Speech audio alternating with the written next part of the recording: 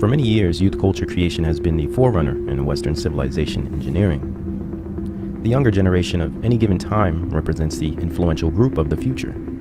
Therefore, these generations of youth, in order to ensure civilization follows the intended direction, must be and always have been conditioned and inculcated via culture, mainly pop culture, education, media-birthed fanfare, and food for identity. The idea of finding oneself, for example, is many times accomplished through pop culture. Media and establishment-generated culture. A concept we call culture creation, administered by examples like the entertainment industry via secret intelligence, with its roots and foundation in weaponized anthropology. Brought to us by examples like Margaret Mead and Gregory Bateson, with its roots in further back ideologues like Wilhelm Reich, Charles Darwin, and social Darwinism, to Gnosticism and alchemy, and well, you can see the development of it all over time. From Nimrod to Simon Magus, John Dee, Sabati Zevi, Darwin, Crowley, Freud, Bernays, Huxley, Kinsey, to modern wizards like Moonves or Robert W. Pittman. We'll get to Pittman in a moment, but from Gnostic alchemy and Kabbalah to secular humanism and behaviorist scientism to, well, modern cable television. All these ideas and doctrines consolidated into a culture that fits perfectly into a little box for humans to sit in front of and learn from for hours a day. Youth culture creation via the television and mass media got its official start in the 50s, of course following its predecessor, the radio. The technology of using radio waves to carry information or sound modulated properties of electromagnetic energy through space, or as occultist Thomas Edison coined it, etheric force. Radio, as most if not all forms of technology, was first perfected within the military for alleged communication during World War I. Though it appears, and more importantly, radio was to be developed into a home appliance, a new opportunity to tap millions at once, the first social program of the state. Radio broadcasting, casting spells and creating culture, shaping perspective, or forming reality in all living rooms across the nation. Similar to how the television would follow suit, and then the personal computer, and now the handheld mobile smartphone. One of the first uses of radio was social engineering from the beginning. With Franklin D. Roosevelt, radio was used to sell FDR's new socialist regime called the New Deal of the 30s. At once, millions were reached with one message: mass acceptance and a joyous reception via the newness of American technology.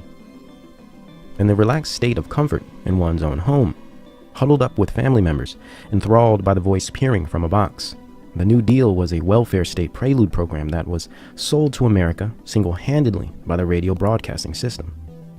A great source for a look at radio propaganda of this time is the book Psychology of Radio by Cantrell and Alport. Cantrell quotes, "By its very nature, radio was a powerful agent of democracy because it penetrated all levels of social, political, and economic barriers. Radio has the potential to be the biggest factor in shaping social solidarity." Well, today we would call this social engineering or state-designed mind control, and this is exactly what it was from the beginning. But of course, and as always, it is disguised in the veil of entertainment. For example, the black community targeting show Amos and Andy was utilized specifically to run systematic FDR New Deal propaganda spots throughout each airing. And we all understand this was a blackface type of show for the black community, yet they were actually white men playing the roles, playing the characters. This ensured black support and offered the population a false sense of security, identity, and importance. Now, early on in the 20s, under National Broadcasting Corporation, or NBC, and of course Columbia Broadcasting System, or CBS, programmers and government bodies began to realize that radio had the power to control the actions of man, and would gain the trust of the audience that was listening. Immediately, radio programming utilized Bernaysian techniques and aired agents of influence as alleged experts to influence the audience by appealing to authority. Here, radio personalities were created and became not only agents of influence, but trusted sources of information that millions would grow to depend on for their perception of what is happening in the world around them. Dialogue could save the world, said Lewis Hill in 1942, a CLU member and leftist propaganda artist, also founder of the pioneering progressive radio station KPFA in Pacifica, California. In 1951, KPFA receives the first major grant for the support of a non-commercial broadcast operation by, of course, the Ford Foundation. KPFA would go on to be a widely respected and trusted so-called independent radio source. Yet from its start, it has been a controlled opposition propaganda outlet funded by major establishment foundations, mainly Ford and Carnegie as well. Why KPFA? Why Pacifica? Well, this was the early 1950s, less than 20 miles from San Francisco. And what better way to prime a mass group for a new left counterculture movement that is only a decade away? Radio broadcasting. Who do you think sold the world the Grateful Dead, the hippie and New Age movements, the anti-war socialist brigades, the degenerate beat generation, free love and secular humanism? None other than KPFA. Well, let's just say they were at the front lines of these movements. The counterculture and the new left had a permanent home at KPFA, and still do. A Herculean bullhorn to shout their rhetoric and mantras to the masses. And yes, Ford Foundation, with the assistance of the OSS, CIA, would go on to fund other social operations like PBS, Public Broadcasting Service, the RAND Corporation, the Aspen Institute, and as well, Bilderberg. Ford also funded Margaret Mead's work and the development of Tavistock Institute. We will show why these two projects are so important later, but for now, we will focus on the radio. Oh, and let us not forget the beloved and alleged independent radio station NPR, National Public Radio. Yeah, Ford funded as well. Radio would be used to not only shape public perspective, identity, and political theory, but to create mass gatherings and revolutionary protest, similar to how its offspring, the internet, namely social media, is producing the same things today, and being used for the same ends and agendas. Then, just like the internet today, radio transformed a generation practically overnight, from audio waves to mass public action. But how did they know how to do this? They used music, certain bands and their attitudes, movies and advertisements, the cult of personality, and the manipulation of sound waves to literally transform society. How did they know how to use radio to accomplish all of this? Well, aside from the Kabbalist, occult, or spiritual aspects of radio that we find in Thomas Edison, we find the scientific answer for this in 1939 at the Princeton University, under the auspices of figures like Hadley Cantrell, Paul Lazarsfeld, and John Marshall.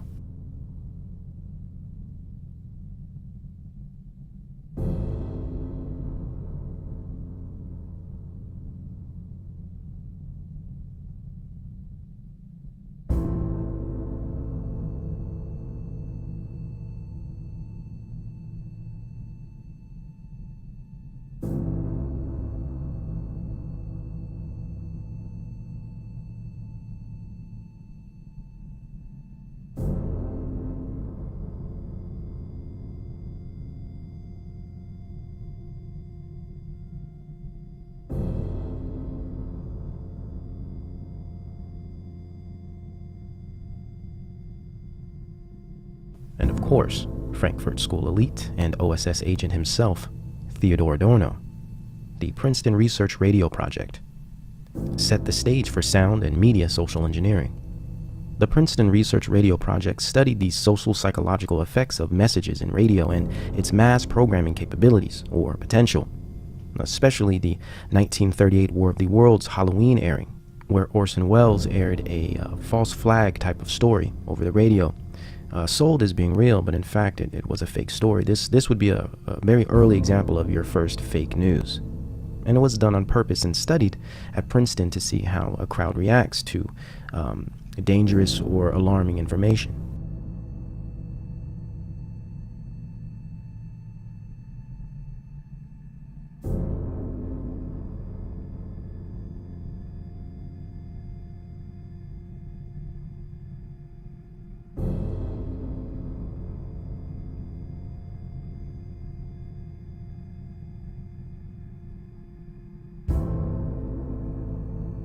Though the Princeton Radio Project had hundreds of sub-projects, it presented the foundation for all similar studies to follow, like the monumental Macy's conferences of the 50s, for example, where cybernetics was started, and especially all the MK Ultra projects. Princeton stood as a key starting point. Adorno and scientists wanted to know how human behavior correlates with music, the audio control of human emotions to find effective crowd control techniques. Audio that would or could induce mass hysteria, and overall, the creation of manageable subcultures via music and sound. Melodic and rhythmic organization. Establishing radio and television as a meta-analysis of mass subjectivity. The Princeton Radio Project also studied the dynamics of music, sound, and light, and the electronic development of bioenergetic psychoacoustics, coined by Jack Lacan. These studies would later bring us light shows and sound shows we saw in the psychedelic era, in raves and music festivals, and in clubs and casinos.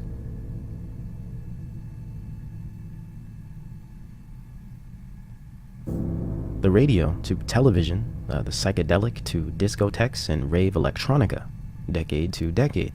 All these eras find their psychobiological and technological foundations in the Rockefeller family-funded Princeton Research Radio Project of 1939.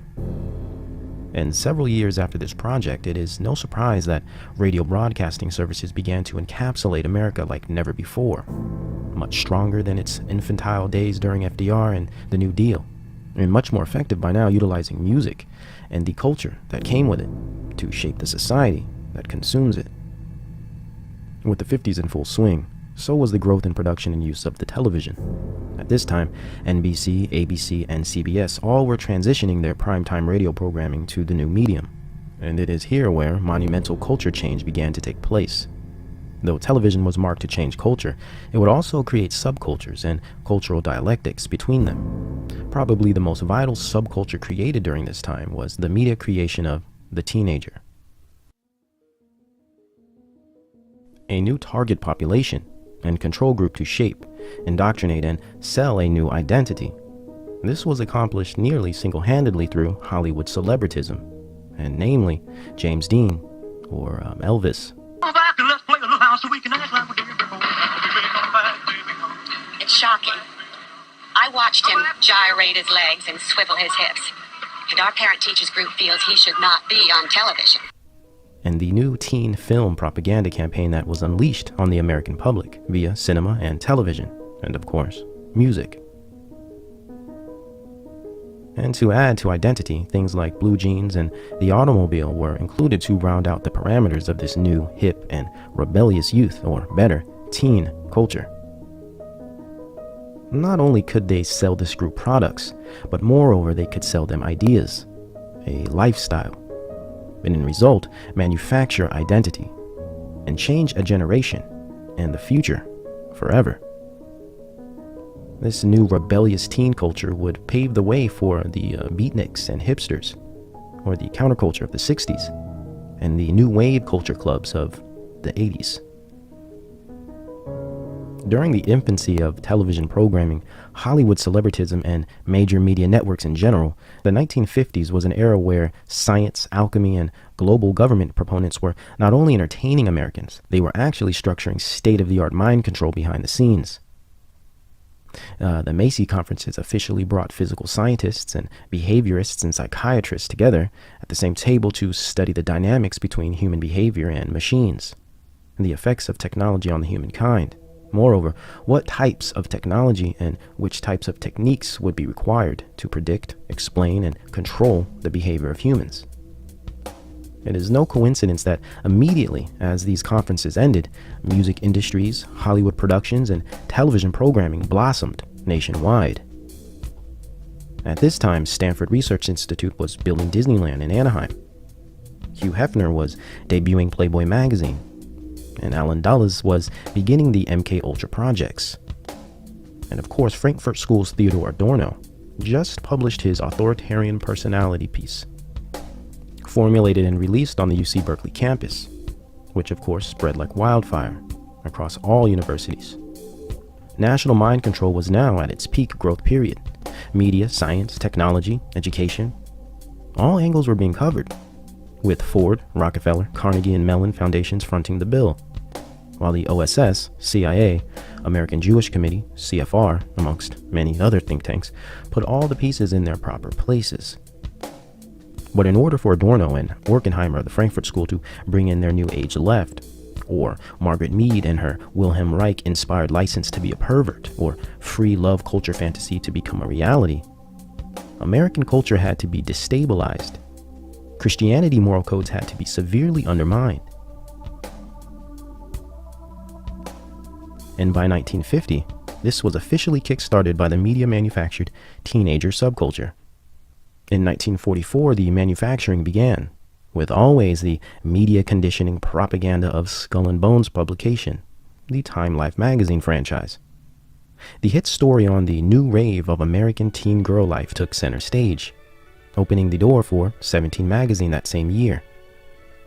And the new concept of the teeny bopper, youth consumer culture, rebellious film and music, serial dating and premarital sex in automobiles. Time, Life magazines, amongst other mainstream publications, have always played major roles in the formation of culture, specifically the directing of culture and engineering of subcultures. Of course, the bebop and swinger scenes catapulted this new teen craze, the hypnotic dance and trends of dress, the identifying music and intimate lyrical content, and romantic song concepts, leather jackets and tucked cigarettes in t-shirt sleeves, saddle shoes and bobby socks, poodle skirts and jukeboxes. All these things were not only fresh and exciting, even attractive, but in many ways were commonly forbidden. But through the allegiance of radio, television, and music, the state and its trained social engineers were determined to normalize these new and provocative concepts. Now, I know, to us today, these concepts appear rather innocent, yet it's important to understand they were mere entry-level ideals, set to be tweaked and polluted over the decades to come. See, this had to be done in increments, perverted over time, to eventually bring in the new dark age, the postmodern techno-cult and Aeon of Horus, New Babylonia. So to begin this complex process, radio had to be perfected in the Princeton radio projects. Society and its in-group behaviors had to be understood, predictable, manageable, to ultimately structure the post-World War II social hive mind. Once the state earned the trust and control via radio broadcasting of the public, the culture had to then be disjointed and splintered into subgroups, mainly parent versus child. This was accomplished through the creation of the teen, and with the addition of television, Hollywood, and a new booming music industry to radio, the generation gap and American culture war began, posing a formidable threat to its Christian moral fabric and social stability as an independent nation. It's just a matter of putting first things first. If God is in charge of the universe, then doesn't it logically follow that we are responsible to Him? And therefore, isn't it up to us to seek His will for our lives? To find out why we are really here on this earth? To discover how God wants us to use our talents, our abilities, and our energies? With all of the challenges facing us, isn't this the first and the greatest? To find ourselves and our destinies in God's plan.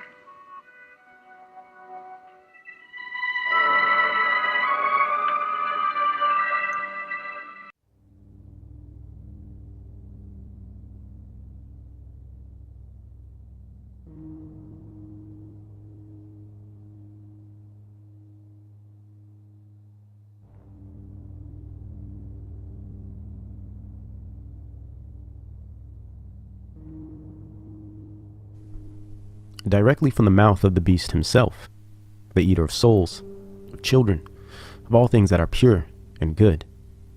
Now, whether one believes Crowley was a successful magician and sorcerer, or just some heroin-addicted, sex-crazed pedophile that liked to play dress-up, Aleister was a forerunner for the dark awakening of the 20th century, the new age that has been rapidly taking shape since around 1963. Surrounded by his mission to bring the Aeon of Horus, the crowned and conquering child, casting a spell of mass depravity an epidemic of fascination with children as sexual objects, and society in itself acting, feeling, and behaving as children. Impressionable, curious, yet vile, perverted, and demented. This spirit was unleashed in 1904 when Crowley received the Book of the Law in Cairo, Egypt. This spirit was aimed to bring on the age of Horus, a new age where will to power is the law under love. And love means nothing more than desire, limitless desire, that is. Disobedience rules the heart, and darkness carries its followers. Liberation through transgression. Freedom through lawlessness. Some would say Crowley had the biggest impact on contemporary culture. He did not start this dark spiritual movement, yet it was continued through him. As one of many children of Satan, he was a conduit, a vehicle for the New Age and occult revival of the 20th century. As a seminal figure in the evolution of our debased popular culture, it is important that we evaluate where his marks were made and how they still seem to remain to this day, and have only intensified in their effect. Crowley helped evoke a massive wave of cultural transformation by use of 3 prime elements: sex, drugs, and art. I will be chronologically revealing how the Crowleyan philosophy has, behind the shadows, shaped and indoctrinated and manifested our socio-cultural fabric to present day. What do I mean by art? Or should we say the arts, which are entertainment, poetry, literature, paintings, movies, and music. See, Crowley believed art is magic and magic is art. He recognized it had the ability to induce direct change in the mind, influence material reality, and by use of performance art, as in plays or concerts, the magic of art could induce psychophysiological transformations in the event or ritual's participating audience. Very similar to the same conclusions and motives of the sorcerers behind the Princeton radio project we discussed in part 1. Eventually, you will see how all these ideas tie in together. All the mediums intersect, and all the witches, scientists, and entertainers and artists are in the same business, with the same goals and under the same dictating force. Whether they realize it or not, the show must go on. Though Crowley is oft celebrated as a rebellious enemy of the status quo, he in fact was an heir to an aristocratic family. His parents were members of the Exclusive Brethren Order, a high-level sect of the Plymouth Brethren, an occult Quaker order of Gnostic Christians. He also attended the elite school Trinity College in Cambridge. Yes, the same school pioneering which John Dee attended. Crowley had very deep power elite ties and always worked for the engineers of society. As a deep agent of MI6 and confidant of Churchill and well-known statesman in many Masonic lodges, Crowley's ideas and presence left indentations throughout the earth, inspired many men in high places, and helped develop a dark awakening that would change the world for generations to come. What is important to understand here is not so much the abilities and actions of Crowley himself, but the value system that he advocated, the culture, the spirit and worldview that he embodied. The same value system, that same spirit, has echoed throughout the decades.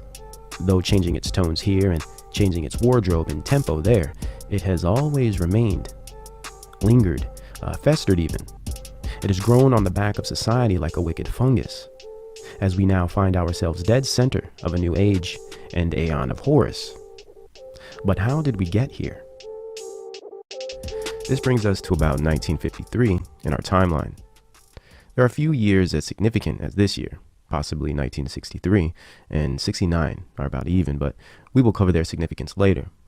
And 1953 was sure to be a game-changing year and a birth of a new movement, new technology, and new influences on the culture that would systematically bring in the new age and aeon of Horus, what some may call the new Babylon or age of Aquarius.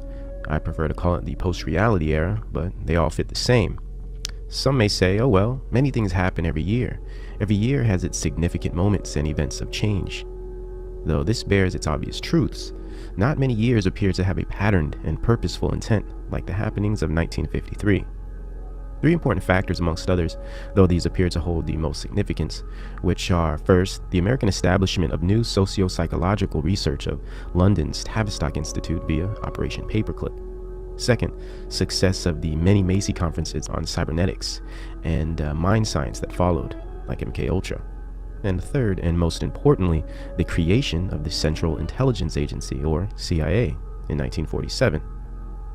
merely a converted organization of government psychologists, banking lawyers, and military officials from the prior OSS, or Office of Strategic Services. These three developments would lead to mass organization of splinter cell operations that would all take place in 1953.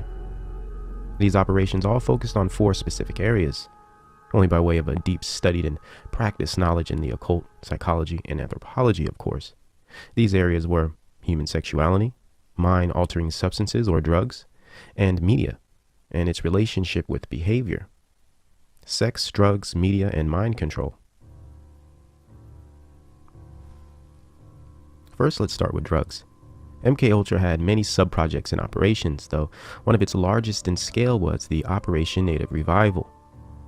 This operation was set to investigate the tribal and indigenous use of hallucinogenic substances across the world, as well as hallucinogenic substances created in labs, and double-agent provocateurs or intelligent psychologists and anthropologists disguised as entertainment personalities and artists, writers, etc. were used to not only do the studies, but recruit the test subjects and promote their findings through the culture. In 1953, Gordon Wasson, the man who coined and popularized magic mushrooms, voyaged indigenous parts of Mexico to promote mushroom use and ancient beneficial properties of psilocybin under MKUltra Subproject 58, which was later promoted by the typical Time Life magazine group in 1957.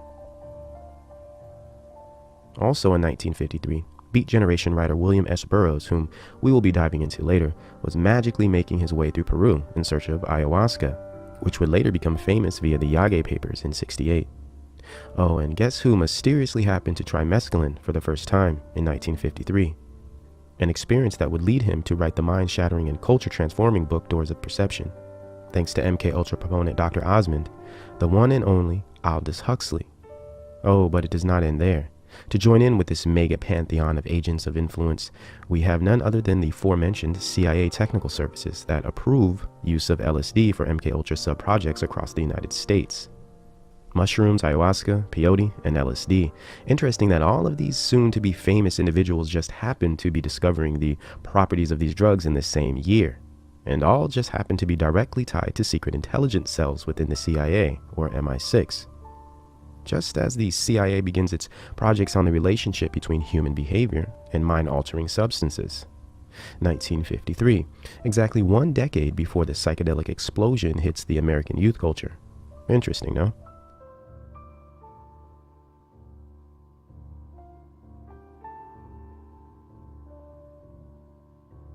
Next is human sexuality.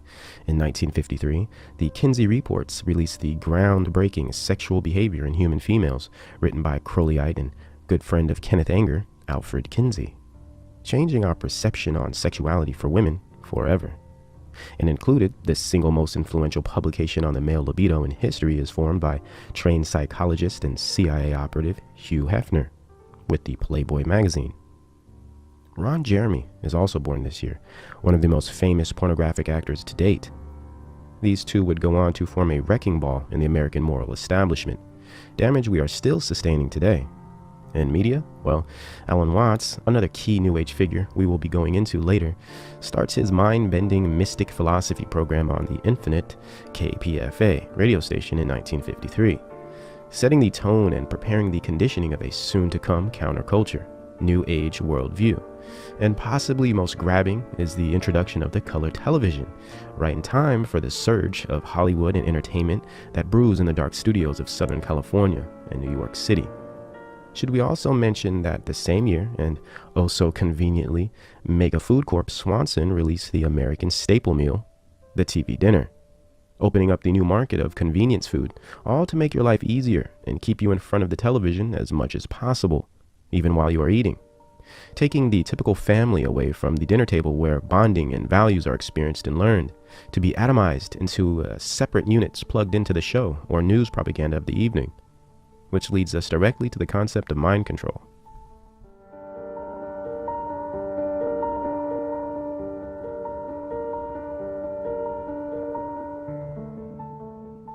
In 1953, Ron L. Hubbard, after splintering from Crowley's OTO, starts the infamous Church of Scientology, one of the largest and most successful science fiction cults to exist.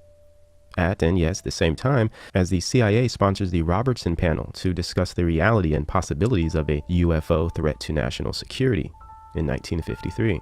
The follow-up panel to the previous Air Force-sponsored UFO studies, the SIGN program and the Grudge program under the Project Blue Book umbrella, setting off the early stages of mind control that would eventually lead to the socially accepted belief in outer worlds, galaxies, and foreign life forms, and ultimately, the great alien deception. So when we clearly see that the intelligence operations regarding drugs, sex, and aliens were being researched and developed pre-1960, even within the same single year, it does not make it difficult to understand the rampant evolution of these concepts found in society today, and why those whom have little to no knowledge at all on this history would call you crazy or loony for questioning it. Drug use, pornography, science fiction, pop culture in general, all of these things have been strategically manufactured and utilized to influence that which makes you, you. This patterned history and across-the-board intelligence agency involvement and funding makes it even more obvious how all these things have and always have had to do with nothing but mind control, social engineering, spiritual possession, and cultural creation. But let's continue. And also beginning in 1953 is by far the most significant social movement in American history. One that would capitalize on the development of the rebellious and outcast, jaded teenager. A movement that would bring all creeds and colors, kinks and quirks together into a humanist lust and spunk ball of pleasantly confused chaos. Postmodernist, tough stuff bad girls and bad boys, rebels without a cause. Or was there a cause? Some would say freedom, some would say gay rights, some would say equal rights, some just wanted to get high and listen to bad music and blame all their woes and pros on the man.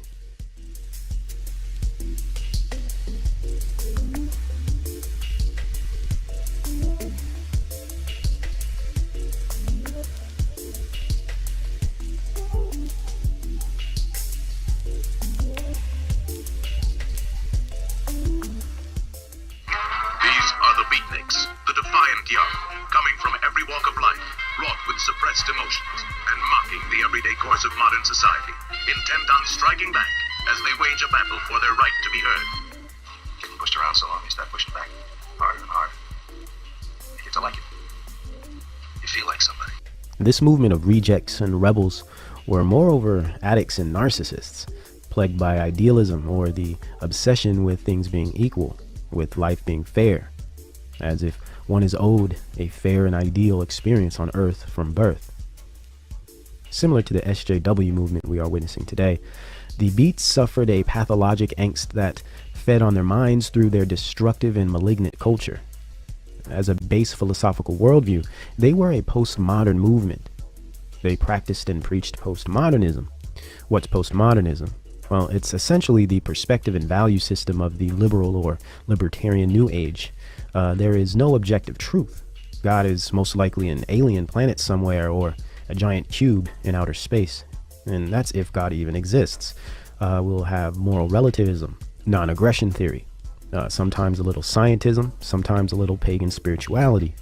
Pretty much anything goes in postmodernism. Whatever floats your boat or sinks it is okay and accepted, as long as it agrees with postmodernism.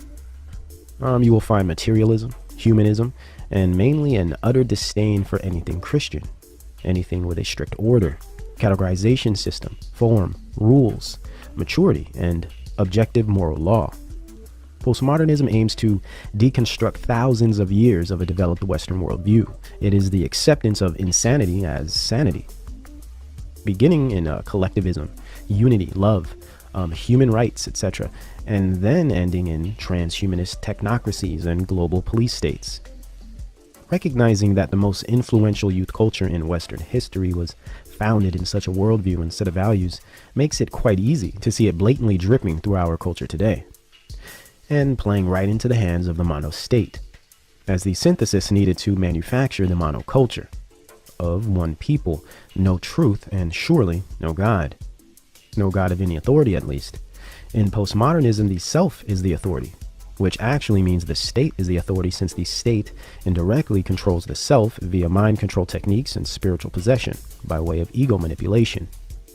Hence the Beat Generation, the first major movement of postmodernism that would shape the next 6 decades into the post-reality era land of Caitlyn Jenner and Donald Trump, What is important to recognize is the main headlining figures of the beat movement. In its early days, pre-1963, there were the headliners Allen Ginsberg, Jack Kerouac, and William S. Burroughs. Yes, Thompson and Cassidy are important as well, but they will play into the story a bit later. Before we go into these dubious characters, we must remember that they influenced millions over the years and still have a huge impact on culture to this day, especially academically and in the university system. When one mentions the idea of culture creators or agents of influence, very few names match up to the prowess and hypnotic nature of Ginsberg, Kerouac, and Burroughs. What's also important to remember is what they shared in common, what fueled their engines and comprised their values. Things like drugs and addiction, depression, and even insanity. Both Burroughs and Ginsberg spent time in psych wards. In fact, Allen Ginsberg spent most of his adolescence visiting his mother in mental facilities, which she eventually ended up committing suicide in. Both Ginsberg and Burroughs were erratic homosexuals with a twisted and depraved sensibility that fell all throughout their writings. For instance, the piece that brought Ginsberg to fame in 1956 and blasted like a late-night marathon for months on the KPFA radio station was his piece Howl. Simply a homoerotic fit of a poem that would only come from a very dark and disturbed individual. Yet it was praised, heavily promoted by establishment-funded liberal media outlets, and a new movement was formed. Or Burroughs' perverted, heroin-addict bloodlust novel that made him famous called Naked Lunch. Burroughs was by far the most depraved and borderline psychotic out of the entire Beats movement. In fact, he shot and killed his own wife on accident when bats spit high on a drug cocktail, and saw no jail time at all. Some documents say within his famous Yage Papers, a book of letters he wrote to Allen Ginsberg in 1953, that he killed a man while on his Peru expedition looking for ayahuasca. Burroughs represented the repression of a sick civilization, a leader of an existential insanity that was being promoted at the time, and would continue to be promoted for the following generations. Yes, Burroughs was merely a bored and butthurt trust fund kid with deep-tied intelligence connections. Some believe he was sent to gather data on ayahuasca by CIA co-founder himself, Wild Bill Donovan. The same Wild Bill that tapped Burroughs to join the OSS once graduating from, of course, Tavistock academic facility, Harvard University. When one figures he became famous once he returned from Peru and helped spawn a massive drug culture that would develop to the end of the century, things seem to be all too clear. So where does Crowley fit into all of this, aside from the shared interests in heroin and gay intercourse? Well, it is known that Burroughs was an avid occultist, obsessed with magic, Hermeticism, and even Scientology. Burroughs was a witch in his own right, a follower of the orgasm-obsessed Freudian psychologist Wilhelm Reich, a Scientologist and supporter of NAMBLA, North American Man-Boy Love Association, the same NAMBLA that Allen Ginsberg was a staunch advocate and registered member of. So a big, huge, beautiful painting of a naked boy sitting on a Greek-bordered couch with some, I think, a little flower pot at his feet. His legs spread, very nicely painted genitals, and a very handsome face. Sort of like a Greek faun or something, like just really striking. And I said, "Who's that?" And he said, "Oh, that's my friend Peter Orlovsky who lives here." And then Peter walked into the room. Really tore my heart out. Ginsberg was also a mystic of sorts, and also was heavily influenced by Wilhelm Reich. So influenced, he even wrote him a letter directly when he was in college at the University of Columbia, where the Beat generation was formed until it moved to San Francisco and skyrocketed, mutated, and transformed into the counterculture in 1964. Ginsberg was a spiritual freak of nature, a beast-minded fiend that came across gentle, loving, and tolerant, inclusive. What ties Ginsberg into Crowley, aside from his Crowleyan sidekick Burroughs, was his connection with another seminal figure in the Crowleyan spiritual movement of the mid-20th century, and that was Harry Everett Smith. Smith also was a Beat generation figurehead and monumental influence on the counterculture that would come in the next several years. Smith was indeed simply an open Crowleyite. Further, he was in fact a member of the OTO, Ordo Templi Orientis, one of Crowley's brotherhoods. Harry Smith was a Kabbalist and Gnostic. In fact, he utilized both to cast a spell on society when he ritually designed and released his anthology on American folk music, said to have been the single album that jump-started the folk and blues music revival that would carry the 50s and play as the foundation of the psychedelic rock era. Ginsberg was a close friend of Smith. In fact, they both attempted to make the Pentagon levitate with an early punk band called the Fugs. in an anti-establishment sacred ritual, though it appears they were unsuccessful. Harry Smith was raised by parents who were both in the Theosophical Society. His father was also a high-level Mason. Obsessed with Enochian magic, we find Smith's connection to the work of John Dee and his magical effect on society through his witchcraft-laden folk anthology album. I guess it wouldn't be a leap of the imagination to accept the idea that he was a huge influence on the career of Bob Dylan, one of the devil's very own and beloved workmen. Smith introduced Ginsberg to many dark aspects of the occult, and Ginsberg was receptive and giddy. He mixed these rituals with drugs, sex, and profanity that filled his poems. Ginsberg was a Boar's Head Society member at the Columbia University under the Frankfurt School Liberal Arts Department tutelage. Columbia of New York was where the Frankfurt School actually received its start in American education in the 1930s. Ginsberg and crew were the perfect twisted bunch to help indoctrinate the masses with their blind zeal, shared perversions, and diluted perspectives, and overall hatred for Christian morality. Postmodern communist sympathizing, alternative lifestyle vanguard was Allen Ginsberg, the Aleister Crowley of academia, a witch in teacher's clothing. Worked for a long while in marketing research, doing statistical work determining what kind of minds you have. Ginsberg and the Beats liked drugs, and they despised reality. They were looking for something more, something deeper. So it is no surprise they were big fans of Aldous Huxley, who was enjoying his book Doors of Perception fame. And with assistance of Tavistock Institute of London and the Central Intelligence Agency, he developed a mind control program called the Human Potential Movement, which would be the ticket that brought the hippies, or at the time hipsters, together with the Beats and along with all the other fringe New Age groups to create the counterculture. But Huxley needed a location, an escape venue, a school even for this movement. So in 1962, the Esalen Institute was started, a spiritual resort facility constructed on an existential voyage into reality and postmodernism of French and German psychology, psychological theory, mixed with Eastern mysticism and the humanities. What bridged the gap was Michael Murphy of Stanford University and the Beat Generation celebrity Richard Price, who would be one of the first Beats to join the Institute, and along with him came Ginsberg and all the rest. Together to form a new humanist liberation front based on love, insanity, drugs, and promiscuity. The Epistemology Center for the New Age and premier drug-based mind control project of the CIA under Operation MKUltra. And only the groovy, hip, and far out were invited.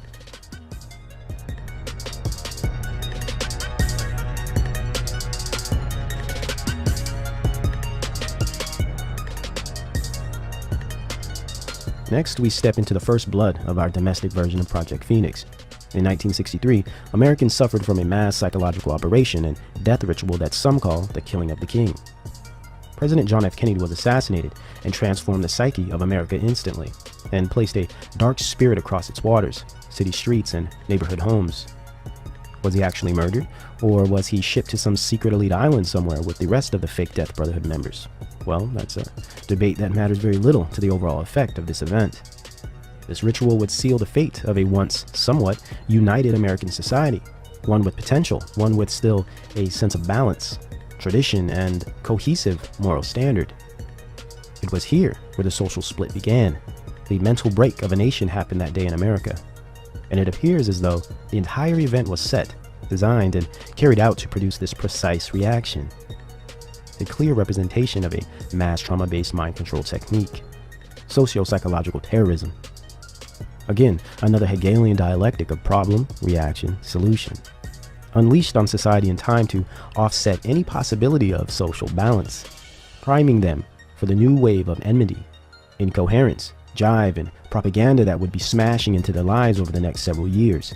A battlefield of civil rights was taking its shape, the psychedelic era was on the horizon, and an entire society had been shaken and stirred right in time to embrace it.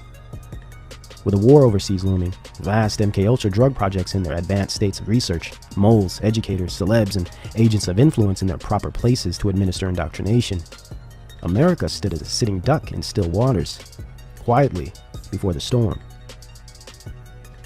The storm begins in 1964, and the phasing out of American Christian morale takes its step forward.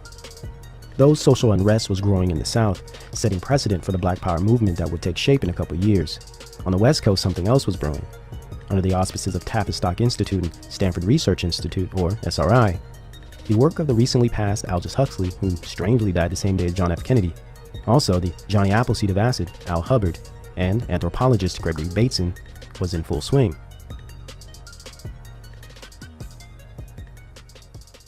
The Human Potential Movement via Esalen Institute promoted the doctrines of Gregory Bateson and Gordon Wasson's native revival projects and normalized hallucinogenic drugs and mood-enhancing substances to the Beat Generation and its followers.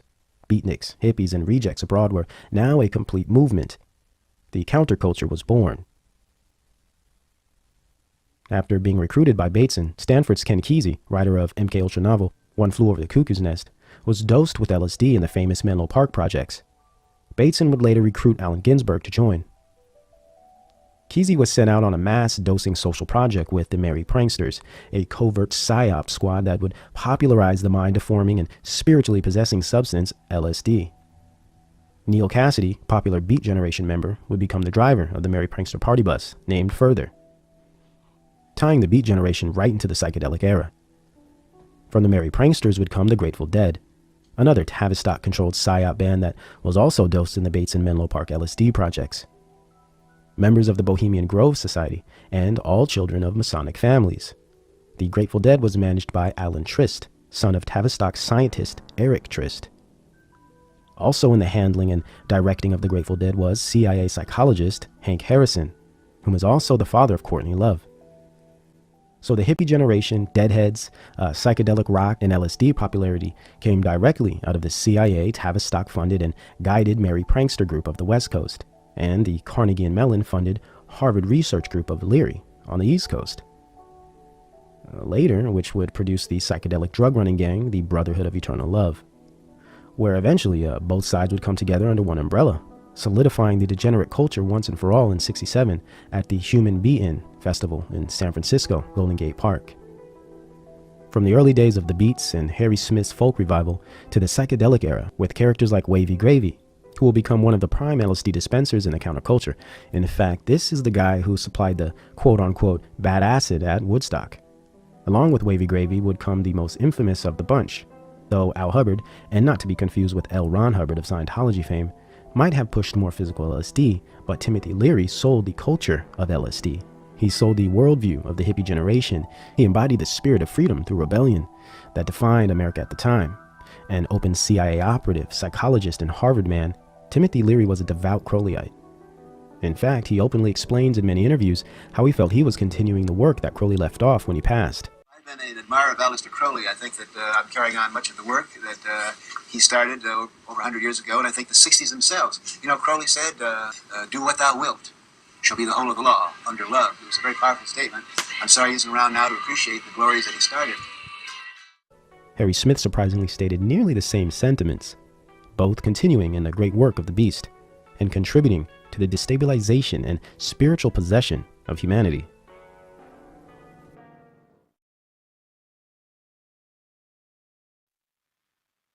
They're looking for magic. Because there's a moment when you see something like that, there's a crack in your mind.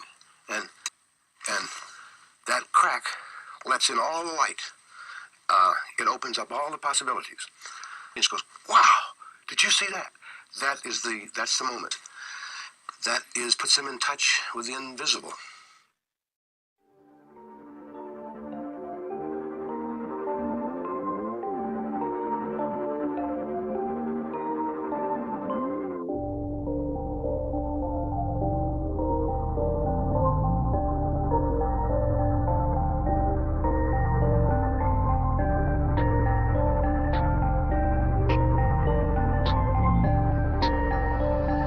JF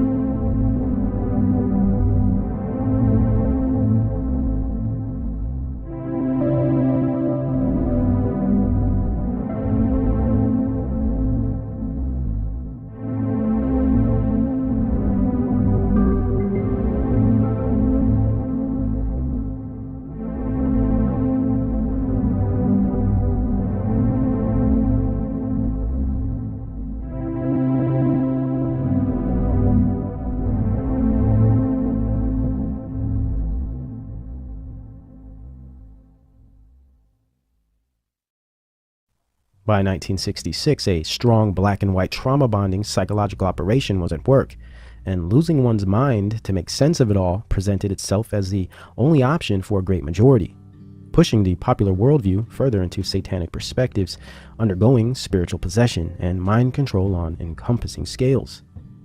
So it would only make sense that the media joins in on the programming.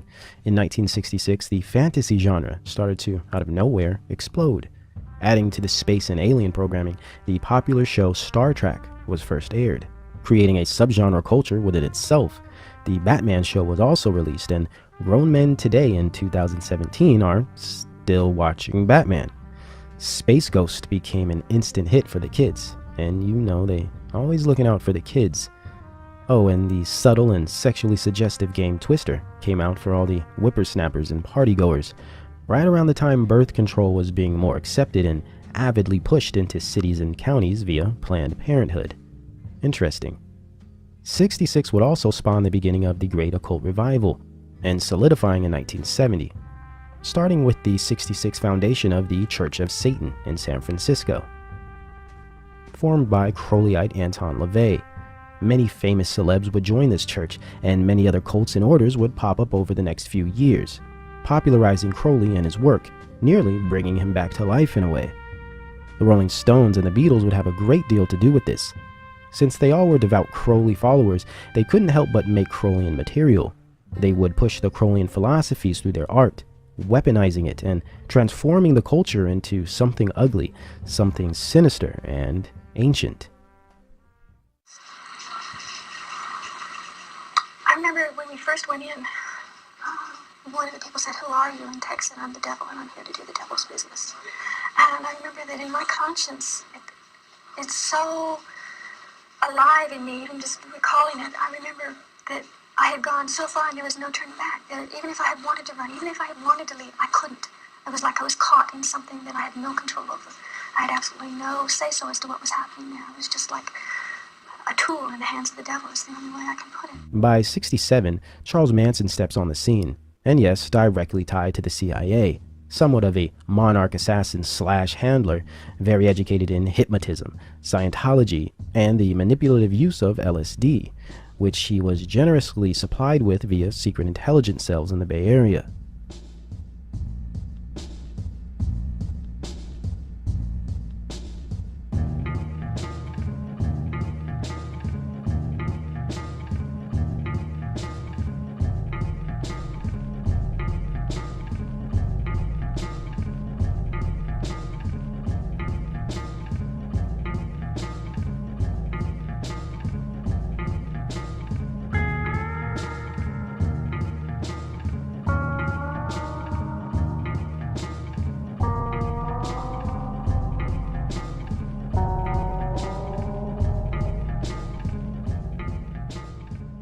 He took up residence in Berkeley and wandered the streets learning the area and its people. This is where he found the Scientology spin-off cult, Process Church, where he would eventually recruit minions to form his later famed Manson family. And not at all surprising, Manson came directly out of the Beat Generation movement, and was now a hippie, indulging in LSD and pretty much whatever else he could get his hands on. Dark things were manifesting in the counterculture, and by design. Psychedelics were the mainstay and literal engine of youth at this time. The Human Beaten would be the pre-Woodstock event that officially established the culture, put on by Leary by way of mysterious drug scene guru John Starr Cook through Agent Sherman Kent, right-hand man of the illustrious Allen Dulles. Everybody who was anybody attended the Human Being Festival in 1967, and I imagine little did any of them know that the CIA was behind the entire function.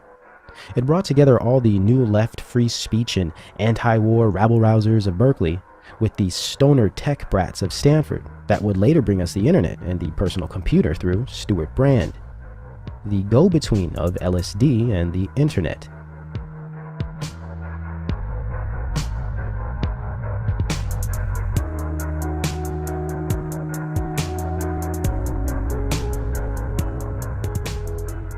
It brought all of the liberal counter-establishment crews and broods to the same floor to bathe in drugs and free love, fantasize about changing the world and reaching a higher state of being.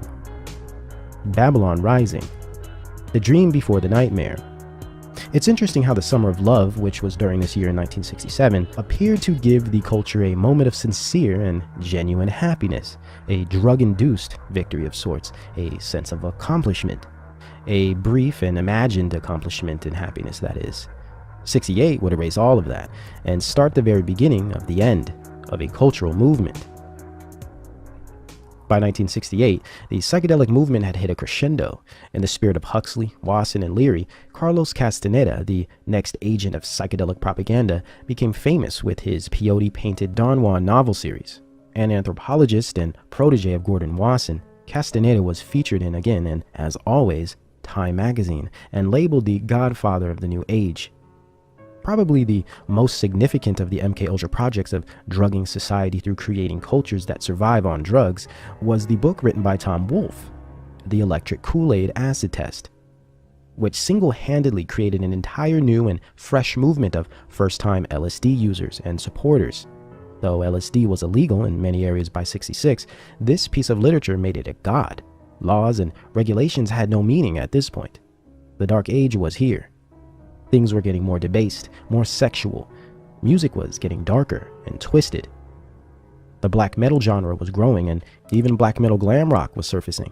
This homoerotic, androgynous, yet gothic and witchy music that was littered with Crowleyism, and its authors were open Crowleyites. I fell into the trap of the black magic, Kabbalism, and the whole idea of just the Crowleyism of the times, and I really got completely disoriented by all that. Rosemary's Baby came out this year in '68, setting the tone for the following year to come, birthing the Crowleyan crowned and conquering child. At the same time this year, and assisting in the domestic Phoenix project of social terrorism, the serial killer operations were brewing, beginning most significantly with the Zodiac killings. The Zodiac who had happened to be terrorizing the San Francisco Bay Area, home of the counterculture.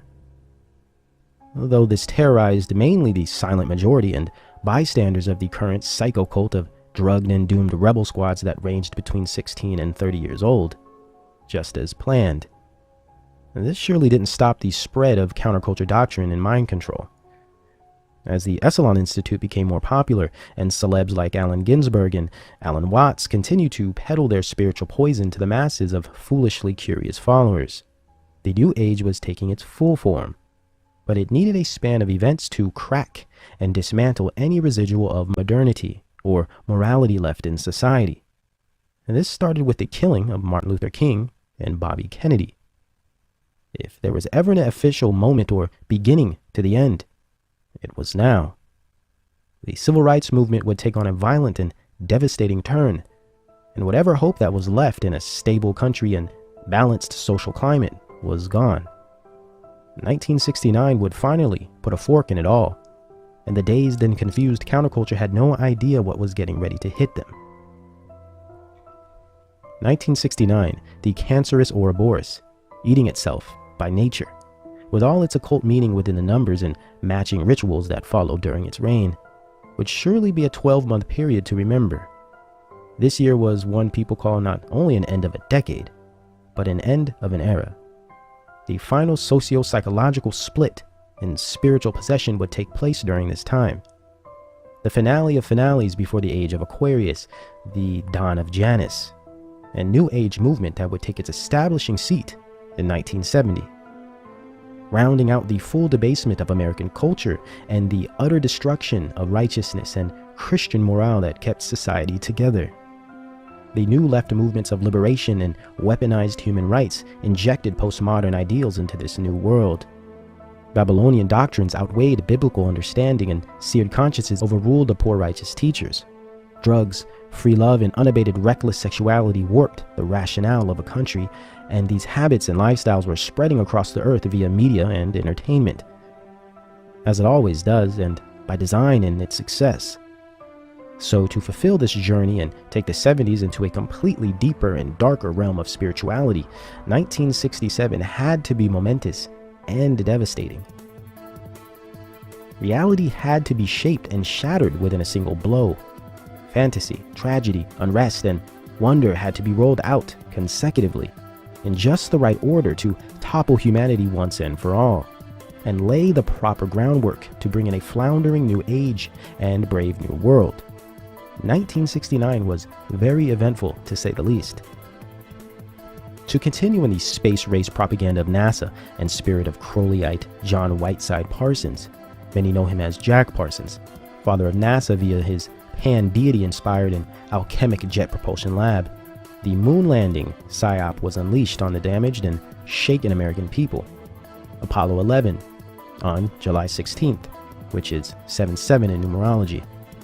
An evoking ritual and psychological operation wrapped in one, playing on the imagination and wonder that presented itself plenty, and as would to be expected, especially after receiving so much trauma over the previous several years. The American people were looking for any excuse to be taken away and blasted off into what could be, since what wasn't appetizing. People were hungry for escape. Nixon came in office as president, a lifetime actor and character I believe Trump is being designed after, would soon end dollar convertibility to gold, and even further deepen the welfare state and socialist empire by broadening the Great Society social programs of Lyndon B. Johnson. The Stonewall riots would occur, right in time for the wild 70s and soon Studio 54 era. These riots birthed the gay rights movement, propping up the secret Skull and Bones creation, the Mattachine Society, of NAMBLA advocate and gay rights guru Harry Hay, and of course San Francisco's own Milk to follow. The Baphomet spirit was in the midst.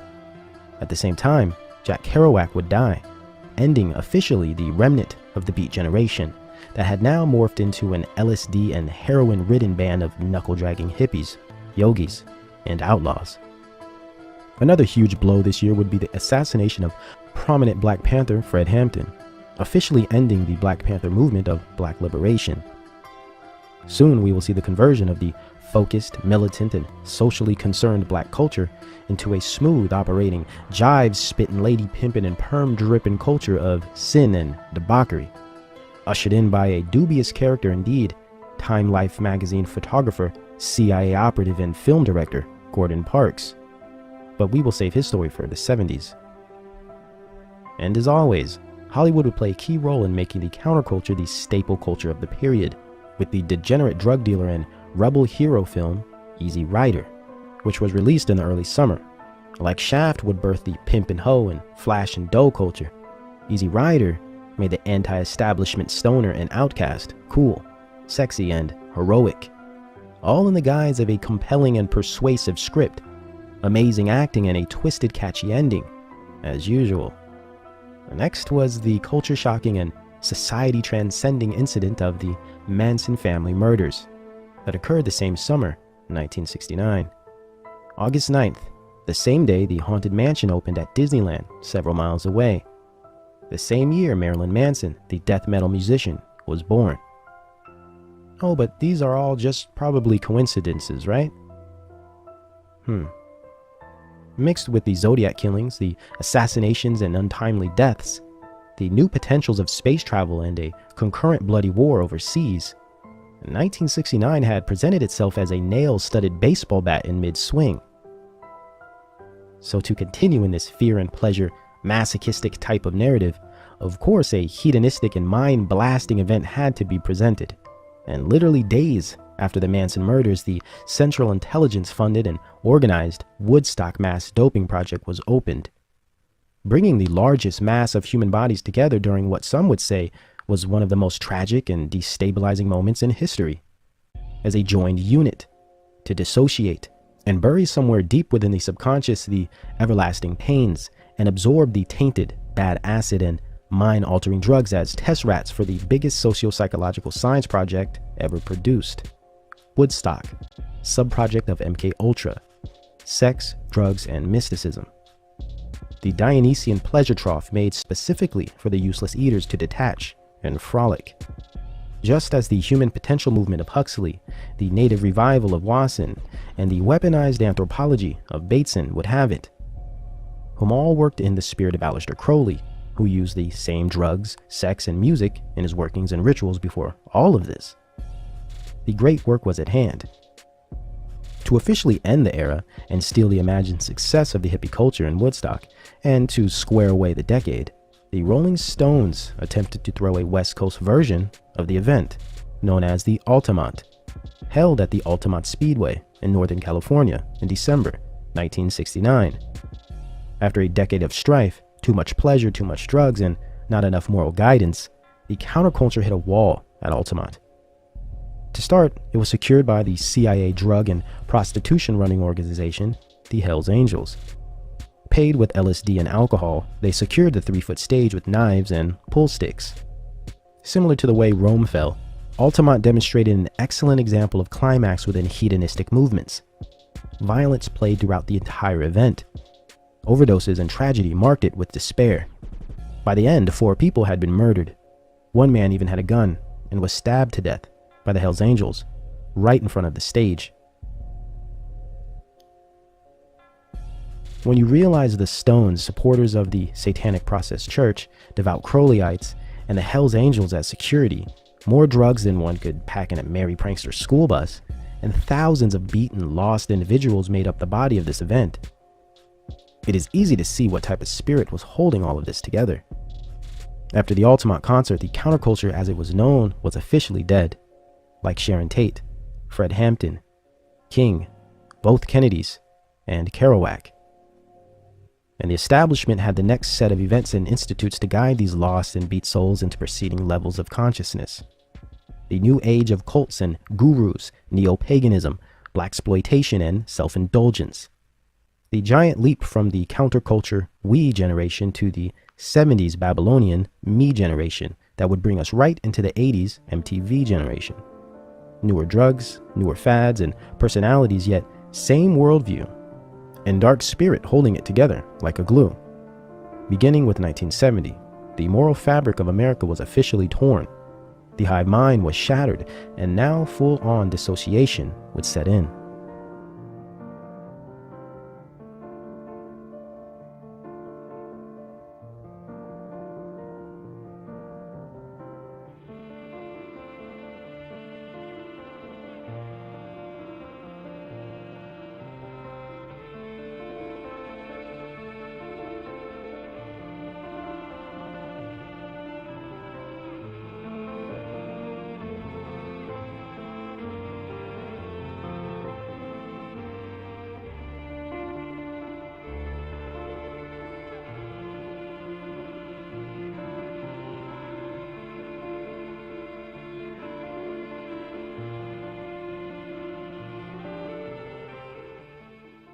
Grow up, everybody grows up with different morals according to their culture. Okay, when you take acid, your mind expands beyond these moral characteristics and your concepts of right and wrong. So you step out beyond those bounds, and when you step out beyond those bounds, the imagination begins to take over. And the imagination can be a very deceitful thing. It's a fantasy. And when you take acid, you go out beyond that, you think you're coming back to where you started from. Originally, you don't. And every time you drop acid, you get a little bit further away from reality. And I took so much acid that I just was what I would term spaced. And it took me many years to what I term now re-enter. And that was just through not having any acid and having to deal with reality every day. I've been an admirer of Aleister Crowley. I think that I'm carrying on much of the work that he started over 100 years ago, and I think the 60s themselves. You know, Crowley said, do what thou wilt shall be the whole of the law, under love. It was a very powerful statement. I'm sorry he isn't around now to appreciate the glories that he started. The 1960s were by far the most transient, traumatic, and influential years America had ever endured. By 69, the revolutionary counterculture was taking its last breaths, or on its deathbed, if you will. But at the same time, a new age was being born, the final stage in the spiritual and social mutation of humankind. The decade man would forget the true and living God, worship himself, and every imagination of thoughts of his heart was only evil, continuously. Wickedness of man was great in the earth, and America, the new Babylon, its cup overfloweth. Drunk on the wine, it inspires the nations, reshaping, re-educating, and swallowing the world whole, while it fashions the new global order. White and black magic occupied the quarters. Angels of light and angels of darkness would replace the true faith, while many counterfeit faiths would transpire. as America was consecutively flipped on its head over a 3-decade period. By 1970, the great work was practically finished. And whatever else wicked things that were to come this way would come freely and organically, since by this point society had been indoctrinated and possessed to act inherently wicked, careless, turbulent, and lustful, all the while painfully naive, desperate, and zealous. And as always, media technology, film and music entertainment, celebrity and guru-endorsed foolish knowledge of man would drive society senseless. Like putty in the hand, man was rendered endlessly malleable, yet arrogant, prideful, yet ignorant. As Locke would have it, society as a whole became a clean slate. Man presented himself as a science project. In its perfect royal society construction, humanity played servant to the beast, a place where the sky was the limit, and as it were, all your desires could be met, yet whatever you were truly looking for could never be found. Because as we know, without the eyes to see and ears to hear, one will only exist deaf and blind. And any search for the truth, no matter how energetic or sacrificial, will always come up missing. We can look at the 70s as a moment of searching because we were lost. Unfortunately, we were too busy searching to be cool, getting high, or getting off. The lust of the flesh, lust of the eyes, and pride of life. As the 70s proved so successfully, man is and always has been susceptible to the wickedness of this world. And they would be the critical set of years that conquered the will of man once and for all. Let us observe how this decadent decade manifested itself. To start, we will cover the specific areas that made this spiritual corruption and final social transformation possible. These elements of influence play directly off of the success of the predecessor movements of the 60s. For instance, in the 70s, we will discuss the blaxploitation era that budded from and derailed the civil rights movement, the occult rising movement, and new thought or new age spirituality wave that was birthed through the demented counterculture and satanic cults of the late 60s. As the 1970s prepared the solidification of the occult rising, new left propaganda would continue to thrive. The sex industry would be established as a cultural badge of honor, matched with domestic terrorism and mass psyops. It would pose another 10 years of trauma-based mind control and spiritual possession to the American people, and ultimately, the world as a whole. The 1970s, spawning of the occult rising, sexual and mental liberation, and the journey for self. In the final formation of the New Babylon, a key component has always been the promotion of freedom and the pursuit of personal happiness, limitless liberation, and the choice to do what thou wilt. Moreover, and aside from the flowery love and peace rhetoric, this liberty represented living free of moral boundaries, free of obedience to God and something higher than oneself. This liberty has always been rooted in the escape of moral responsibility, denial of God-ordained laws, righteousness, modesty, and the natural order of things. And what better way to manifest this culture of rebellion than to create a media and entertainment-induced pagan revival and a cult resurrection fueled by sex, drugs, irresponsibility, and pop music? True Christian faith, meekness, accountability, and conscientiousness stood as a nuisance and roadblock to self-absorbed happiness and the desirable. In order for the New Babylon to proliferate, these ideals had to be demolished and completely removed from the minds and hearts of the people. Consciences had to be seared, hearts had to be corrupted in order for spiritual possession to take its course on the generation. Though we witnessed the formation of this liberty culture in the early 60s, not until the 70s did it begin its final stages of formation. A given society is typically transformed through 3 levels: politically, through legislation, civics, and government policy, domestic affairs, etc. Socially, through the creation of culture, via media, education, and entertainment, and lastly, spiritually, through the manipulation of the ego and corruption of the flesh, deism, pantheism, atheism, or godhood. Though directly and oftentimes indirectly, or even opposing each other in Hegelian dialectics, these 3 bodies of politics, culture, and spirituality always operate in concert, financially and ideologically, colluding towards the same goal. By 1970, two major political movements sent shockwaves across the nation. These were women's liberation and the gay rights movement. Although the second wave feminism took its first real steps in the early 60s, and the gay rights movement was sparked by the Stonewall riots of '69. By 1970, these two flourishing political movements were not only being led by communist organizations and Central Intelligence, but they were piggybacking directly off of the now defunct Civil Rights Movement.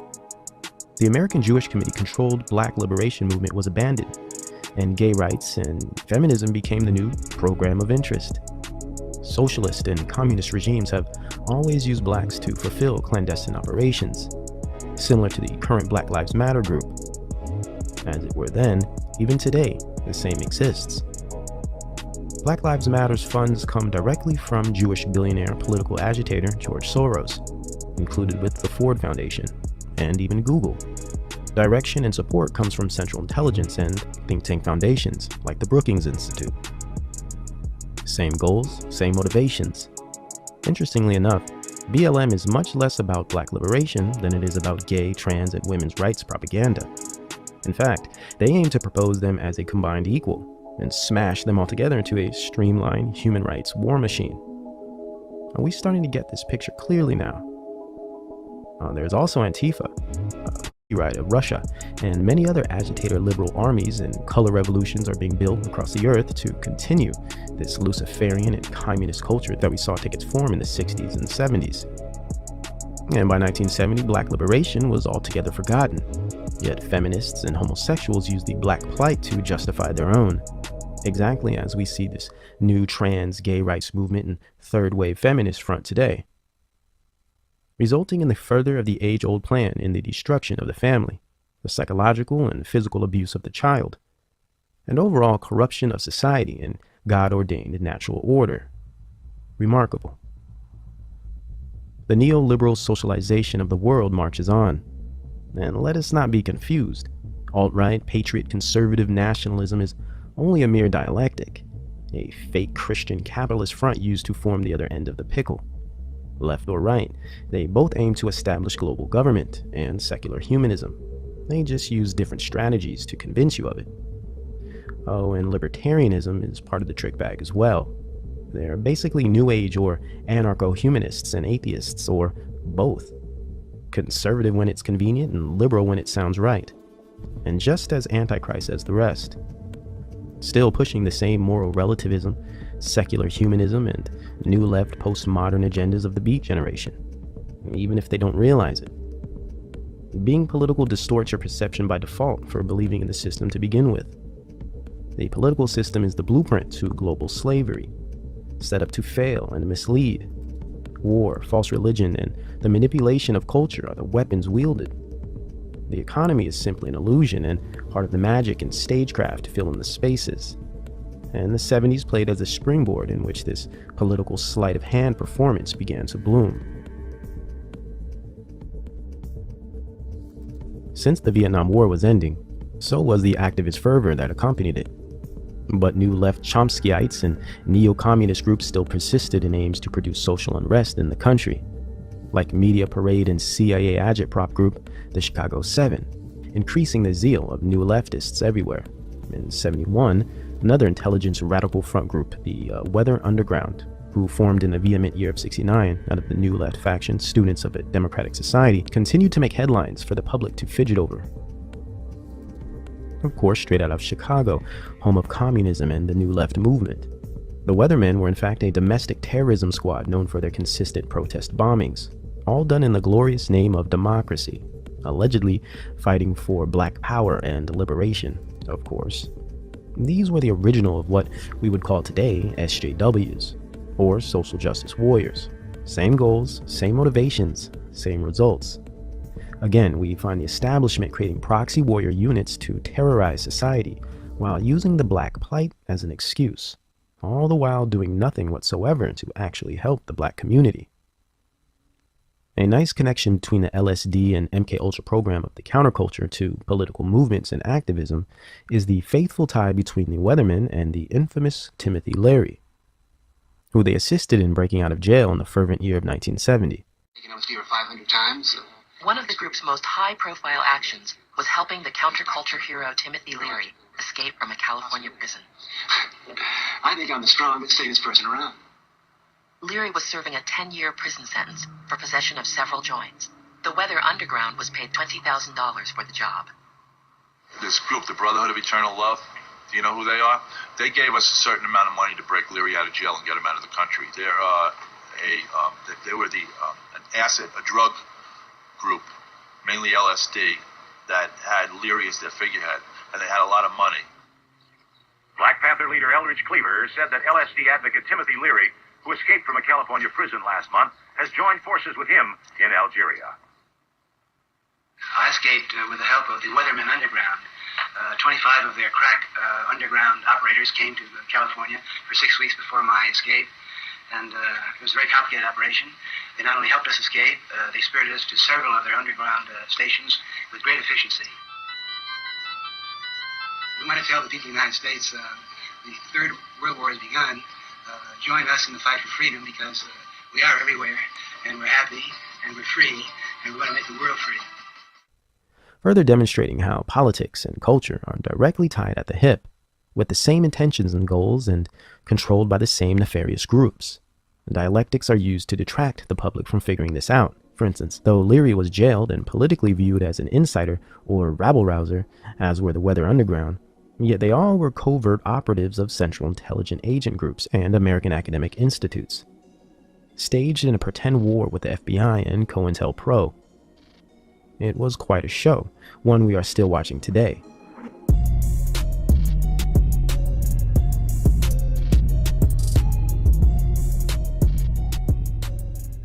Included were the tragic Kent State shootings of '71, all in response to the propaganda-driven Vietnam War. In reaction to this orchestrated bloodbath of a war, the American society became a frothing-at-the-mouth communist colony ready to forfeit their rights and belief systems for anarchy and perceived democracy in a very short matter of years. And it was political events like the Kent State shooting, the actions of the Weather Underground, and many other provocateur groups, and the overall tone and value system of the counterculture that assisted in this rapid social transition. From 1953 to 1973, the American people were completely unrecognizable. Also in '71, the man god Jimi Hendrix died of a heroin overdose, officially finishing off the remnants of the resistance and avid '60s we generation. A new era was beginning, and new artists, propaganda, drugs, and media outlets needed to be produced to further the indoctrination. Following the diligent New Left successes of radio station KPFA, Ford Foundation-funded relative PBS, or Public Broadcasting System, which began its first network productions in 1971. Adding to the slow and steady neoliberal socialization of the American population. Included at this time of 1971 was the biggest economic blow since Woodrow Wilson. President Richard Nixon discontinued the currency to gold standard, which would introduce the fiat currency system, officially kicking off the economic process of our all-out social enslavement. Not to say these events are anything new or surprising, for all has been written, and these things must come to pass to bring forth judgment, correction, and reproach, and of course, resurrection, and essentially, the kingdom. So as unfortunate and bleak as elements of our history may present themselves, believers are free of grief and despair, free of the spirit of fear, and set free by knowledge of the truth. Yet it is imperative that we understand the process in which it all came about, despite the mountains of lies and propaganda we have been generationally indoctrinated with. So let us continue. By '72, the political climate had rapidly changed. Though the feminist and gay rights movements were barreling full steam ahead, the civil rights movement was dead, and the anti-war activism of the counterculture was losing its steam. Why is this, one might ask? Well, CIA spokesman and poster child of second-wave feminism, Gloria Steinem, was being used to play the role of master homewrecker, pretending to empower women by indoctrinating them to desire the promiscuous single life and the workforce, which by default would destroy the traditional family structure, creating single-family homes. Indeed, in the same vein as we discussed before with the Beat Generation and postmodernism, which aimed to destroy tradition and natural order altogether. we will continue to discover postmodernism only thrived throughout the 70s. As a key element of postmodernism, the gay rights movement aimed to do the same, yet it also aimed to erase the lines of sexuality and deepen the perversion within the demographics of society, break down the borders of modesty and chastity, and reverse the natural order of man, woman, and child. By appeasing the convicted spirit of a small minority, by forcefully convincing the world that the unnatural and perverted was normal and deserving of praise. Also, we will later find out how children were included in this movement of depravity in the closing years of the decade with the founding of the homosexual organization called NAMBLA in 1977. By now, gender and sexuality were so politically important that they completely smothered the Black liberation movement into unconsciousness, as the anti-war front was on its way out right behind the civil rights movement, and as Nixon slowly pulled out troops and now discontinued the requirement of a military draft. Protesters and activists seemed to completely lose interest in the cause, dispersing full on by 73, and became more concerned with the mainstream pop culture, which was altogether void of its former political tone of the 60s, and was now a loose, doped up and chilled out, funky and cynical theme park for the down and out, the desperate and eager, fearful and loathing, lost and unfound. Overnight, anti-war activism and fighting the man became a fringe effort, and now drugs, horoscopes, and fashion statements were all the fuss. Yet again, another drastic social transformation in such a very short amount of time, all curated through politics, culture creation, and mind-altering substances. By the look of things, it becomes all too clear that indeed the Vietnam War was never a military war, but a political one, as they all are, and always were. A war based on culture creation, paradigm shifting, and social engineering. On one end, fomented to establish a controlling stake in the Southeast Asian Golden Triangle trading port for the ongoing opium market. And on the other end, to raise a massive reactionary social movement and counterculture based in communist values and new left neoliberal anarchy and feudalism. The perfect culture that would eventually produce the ideal environment for slavery under New World Socialism, included with a massive assembly of test dummies and willing bodies to consume endless amounts of mind-altering drugs and demonic forces, mind-controlling media or propaganda, and hypersexual lifestyles that would evaporate the conscience of humankind once and for all. By 1973, once again, a new age was being born, a new culture was created, a new man and woman, and a new spiritual condition. The narcissist, narcosis.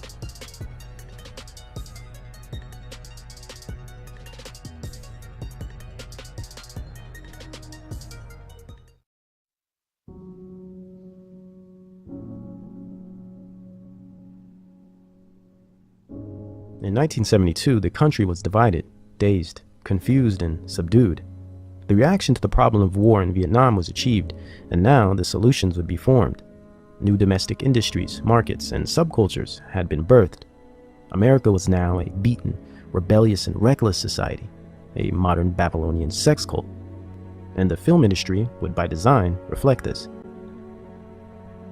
The 1972 films like Clockwork Orange and blaxploitation film Superfly would depict this climate of utter depravity perfectly. Speaking of blaxploitation, we encounter the other side of the demise of the civil rights movement. While feminism and gay rights pushed black liberation into the shadows, at the same time, blaxploitation aimed to detract the focus and shatter the reality of the black population as a whole. Hardly a year after the death of Panther Fred Hampton, the blaxploitation era began, officially ending any potential of development in the black community, done so by corrupting the culture, in turn possessing the spirit, and re-engineering an entire people. This all began in 1971, and right out of the Black Panther Party. So let us rewind back to '66 to set up the development. As we discussed in part 2 of the series, Time Life magazine photographer and Office of War Information agent Gordon Parks was assigned the position of documentarian for the Black Panther Party in 1966 under the auspices of the Central Intelligence Agency. In fact, even prior, he had always made a career out of taking visceral and poignant imagery of the Black American experience, though his talents were used for espionage and the covert surveillance of the civil rights movement. A wolf in sheep's clothing, a hired mole, Parks would not only photograph the Black Panther Party, but he would also play as an intelligence agent for the US government, along with numerous other plants within the party like Columbia University man and Jewish leftist fundraiser David Horowitz, whom once the party was dismantled in '69, joined the CIA front publication Ramparts magazine as editor. And today is shockingly a right-wing conservative. Interesting. Horowitz was also an employee for the Peace Foundation of London under Fabian socialist and eugenicist Bertrand Russell.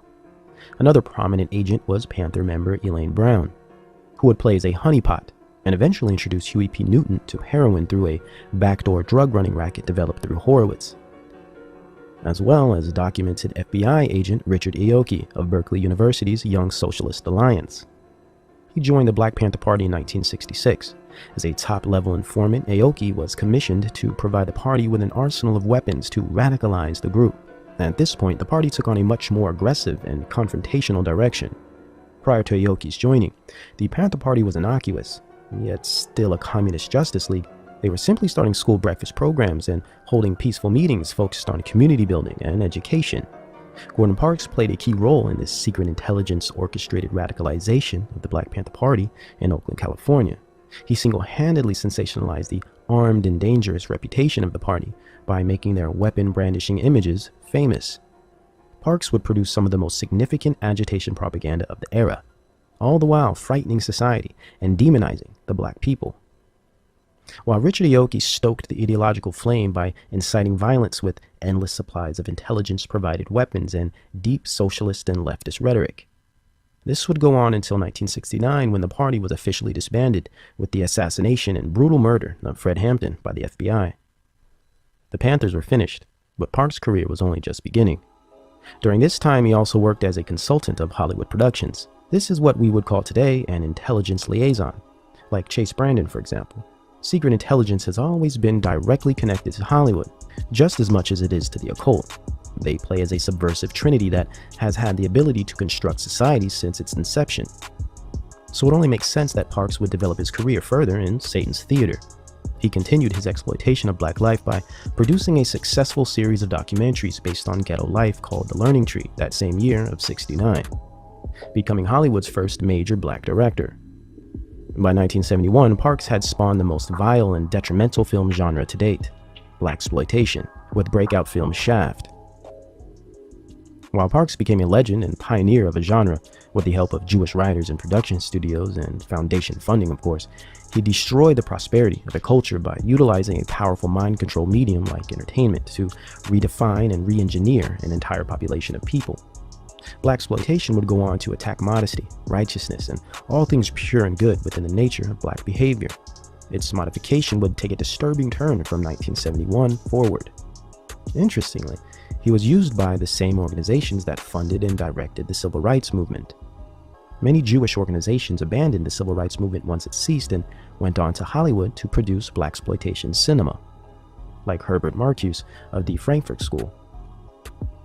An integral part of the Black Panther movement and communist-driven New Left agenda in general. Marcuse also would go on to play a big role in the development of certain types of film in Hollywood. Theodore Adorno as well. The Frankfurt School intellectuals went directly from the academic realm to the entertainment realm to help stir the pot. And well, the rest is history. Just turn on your TV today, look at any current series on the internet, Netflix, big budget cinema, any of it and all of it. We might say it was pretty bad then, well, look how far it has come.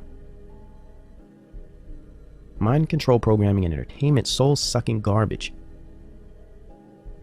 Hollywood appears to be a CIA, Jesuit alliance forged as an apparatus for social conditioning over a long-term trajectory, and granted, with many foreign silent investor partners included.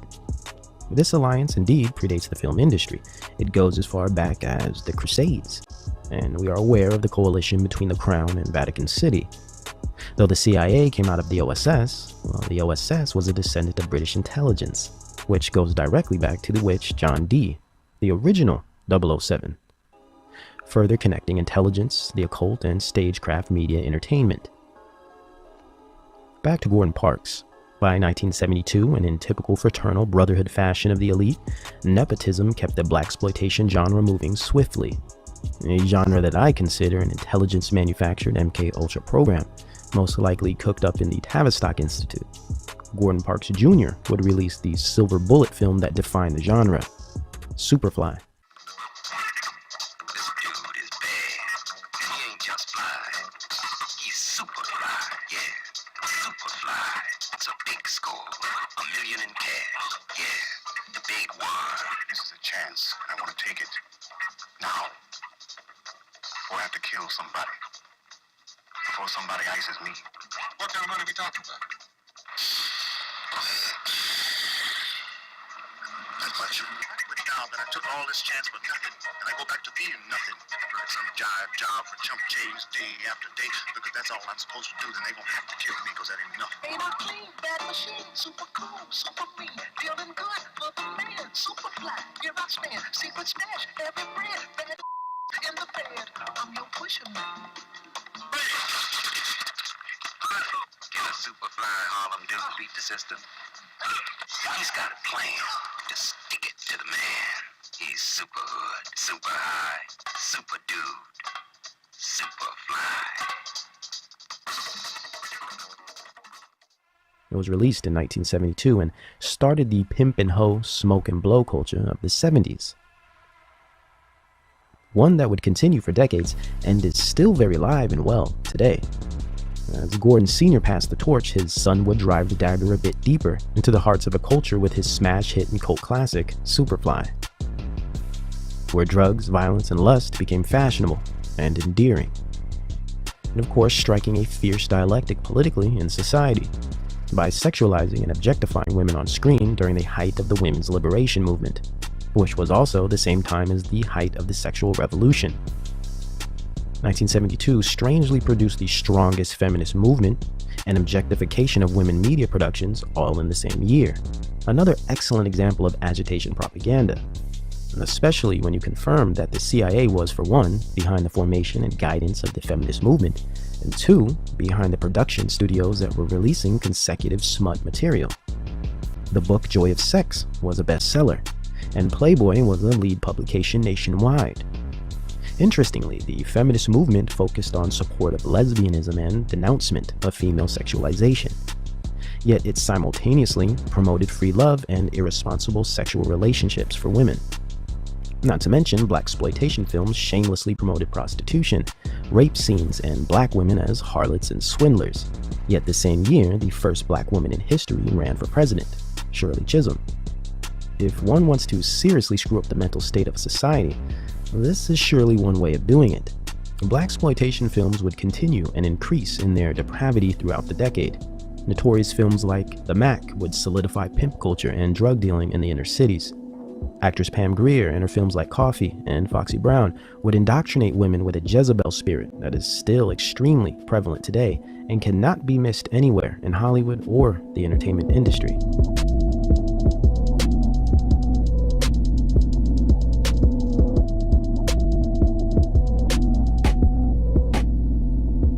To add to this, the blaxploitation film genre set the precedent for a very lucrative sex trade and prostitution industry. Though it always existed, blaxploitation films glamorized it, made it part of the culture, and the music industry would assist in this glamorization.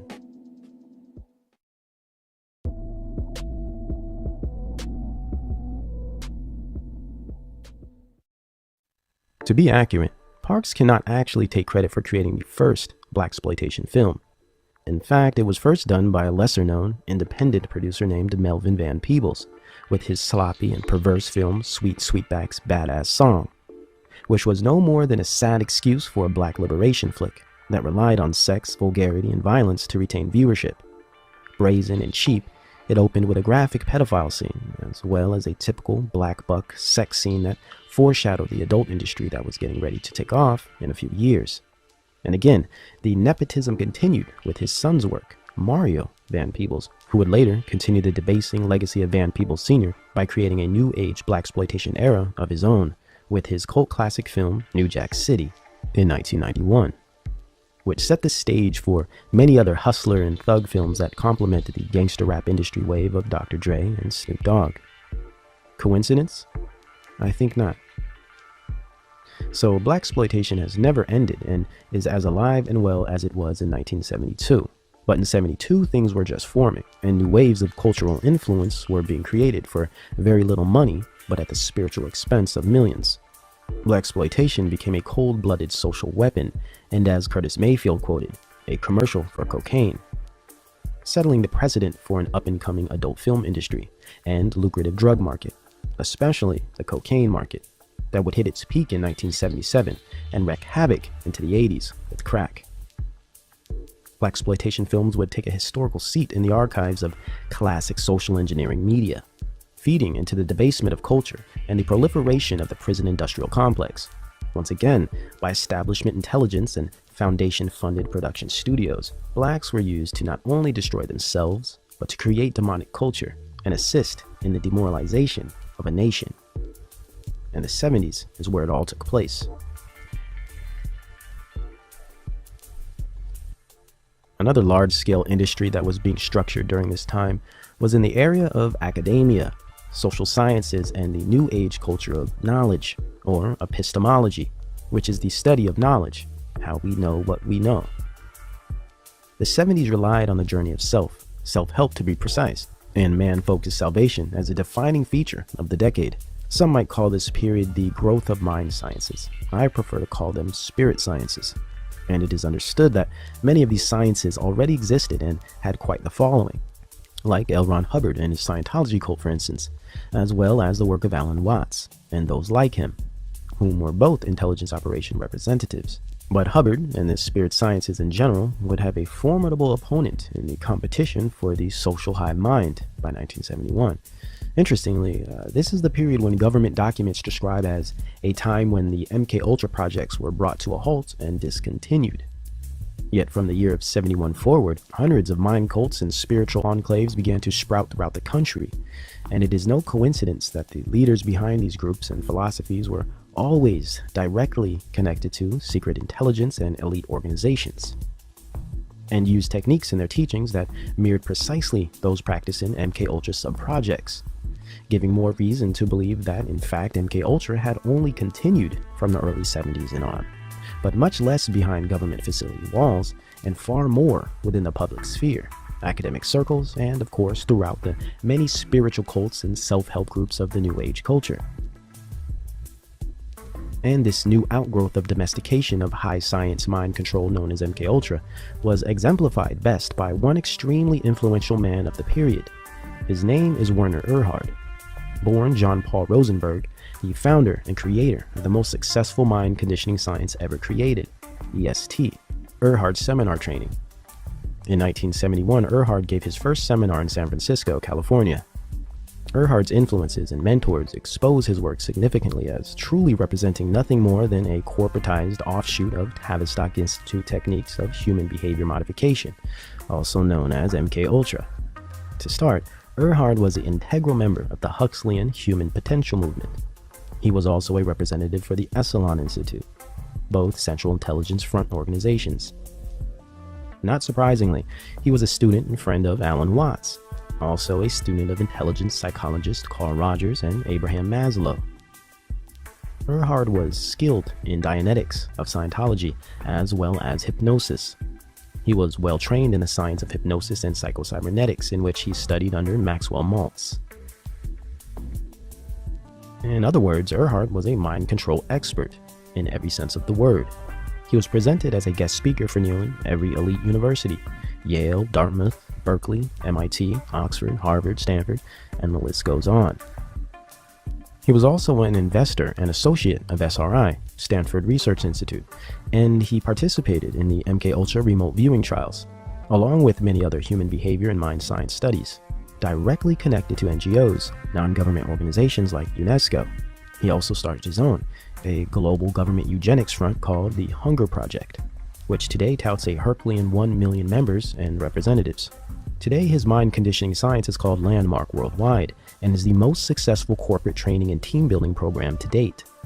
Erhard was heavily influenced philosophically by the aforementioned Michel Foucault, the postmodernist thinker and new leftist who pushed the sexual revolution to the point of his own death from AIDS after his lust-driven life of frequent San Francisco bathhouse visiting. Erhard was also a fan of Edgar Cayce, the Christian mystic and legendary channeler. Probably most revealing and connecting Werner Erhard to the MKUltra projects is his connection to his mentor and teacher Gregory Bateson, most likely the biggest influence on Erhard's work. The same Bateson who helped form the Central Intelligence Agency, kicked off the MKUltra project as a weaponized anthropology mission, and professed, quote, "You can control will and behaviors of man by capturing his imagination." Erhard dominated the New Age or New Thought movement of the 70s and attracted many famous people. Some EST members were John Denver, Jeff Bridges, Ariana Huffington, owner of Huffington Post, one of the most liberal and New Age publications to date, Joe Namath, Diana Ross, Yoko Ono, Jerry Stiller, Ben Stiller's father, and Cher, just to name a handful. Hundreds joined, and many still promote the mind conditioning seminars to the current day. Werner Erhard was also a student of the mind control program called Mind Dynamics of Alexander Everett. This was the conditioning platform that Erhard constructed his EST techniques after. From 1971 to 1984, EST was established as a kingpin in the industry of thought management and fringe psychology through techniques of Gregory Bateson, hypnosis of Mesmer, cybernetics of Maltz, conditioning of Everett and Silva, along with many other influential elements. Erhard initiated millions of followers in a single decade, which turned out to be the most successful human potential movement and mind control programs since the counterculture and Woodstock, even Esalen Institute itself. Though the program was removed, then switched to a different name in 1984 due to the death of a participant within the seminar, aside from the figures like Hubbard, Watts, and Krishnamurti, Werner Erhard was surely one of the most prominent figures in terms of establishment-produced social mind control of the 70s, a perfect specimen in which the Macy conferences aimed to manifest over time, and were successful in doing so. What we see today as motivational speakers, positive thinking, law of attraction, multi-level marketing, self-help literature, and corporate team building or group dynamic training seminars all come directly out of the mind conditioning work of Werner Erhard. Another very influential aspect of this New Age spirit science of the 70s was the impact of Eastern mysticism, Zen Buddhism, and Hindu teachings. Though more spiritual and less mechanical and psychological, as in Erhard's work, Eastern mysticism became a trend and encapsulating process of mind control of the time. As in EST, these mystic teachings of the East were heavily supported and promoted by celebs and entertainers, even politicians and elite establishment organizations like the United Nations.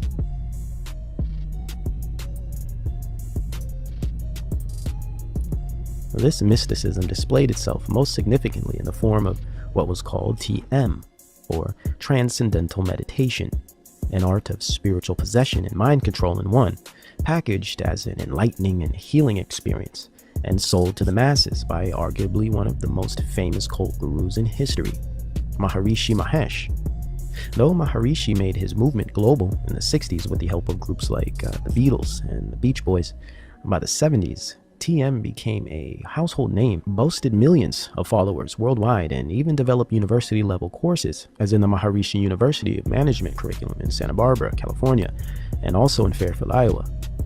The overarching realities of these mind dynamics and spirit sciences is that they embody all of the age-old lies of Genesis 3, of Gnostic godhood, and salvation through self.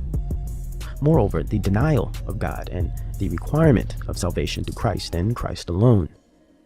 Therefore, it has always been imperative that the establishment not only perfect their sciences on controlling the mass mind and spirit, but to also produce many subgroups, cults, and gangs that reflect the same motivations and results. The goal has always been to corrupt the spirit and embellish the ego, and ultimately erase the Christian morale and gospel of our needed Savior and Messiah. On the surface, these cults are usually written off as merely economic schemes and money scams by clever con artists.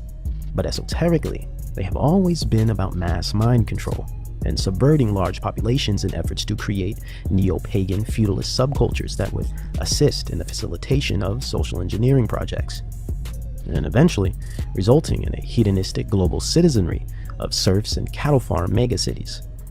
By accomplishing this, the moral standard is corrupted and society is compartmentalized into social groups that may differ in appearance or even practice, yet have the same base worldview and spiritual direction, such as humanism and flesh consciousness.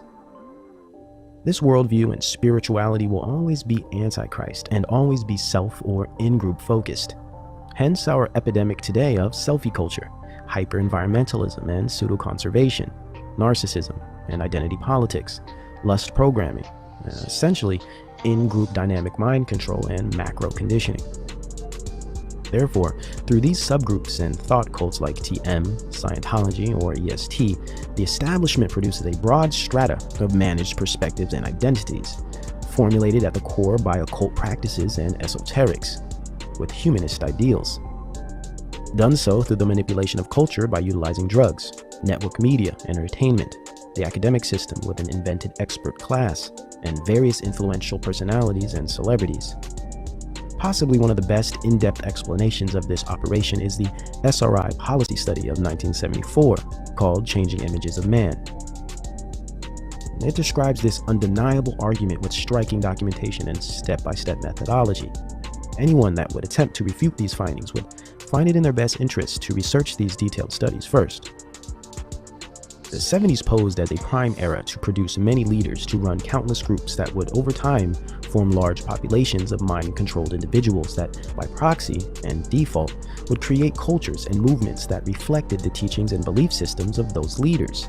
Names like Alan Watts, Krishnamurti, student of Helena Blavatsky, Maharishi, Osho, Erhard, Leary, Hubbard, were all examples of these initiated leaders of the era, all of which, though differing in aesthetics, still held the same root doctrine of salvation through self, occult practices, and antichrist ideology, plus financial ties and training directly connected to elite foundations, special intelligence, and/or occult secret societies. We would consider these practices in areas of 70s mind control as the light spectrum of magic, angels of light, or enlightenment. But what about the dark spectrum, the black magic and dark occult rising movement of the 70s?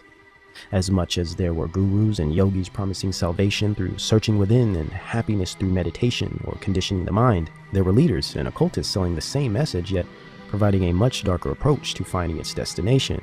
And of course, media entertainment, artists and celebs, and social trauma-based mind control to accompany it.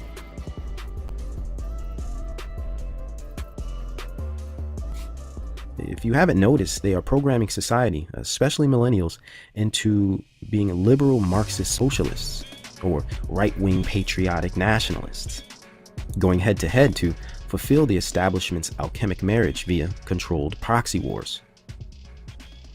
See, we understand politics are soap operas for social engineering.